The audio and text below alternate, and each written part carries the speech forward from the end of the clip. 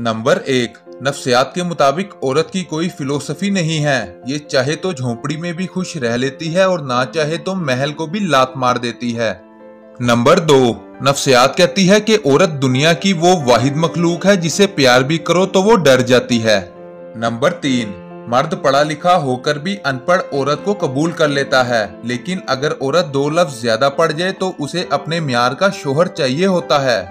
Number 4। हसीन औरतें आमतौर पर बेज़मीर और लालची होती हैं। नंबर 5। औरत के फटे कपड़ों में माशरा उसका जिस्म तो देखता है मगर उसकी गुर्बत नहीं। नंबर 6। हमारा माशरा एक औरत को कोठा चलाने की इजाजत तो दे देता है मगर टांगा चलाने की इजाजत नहीं देता। नंबर 7। मंटो के मुताबिक औरत मर्द की कमाई का एक बड़ा हिस्सा अपने ऊपर इस गर्ज से खर्च करती है कि वो दूसरे मर्दों की तवज्जो हासिल कर सके।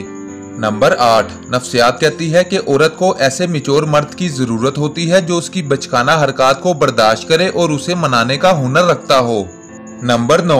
अक्सर औरतें मर्द की मोहब्बत को हमेशा हवस और अपनी हवस को हमेशा मोहब्बत समझती हैं।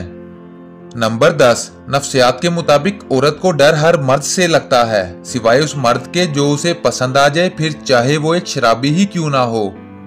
नंबर 11। मर्द का दिल उम्रो अयार की जंबील की तरह होता है। हजारों औरतें उसमें समा जाने के बावजूद फिर भी कुछ गुंजाइश बाकी रहती है।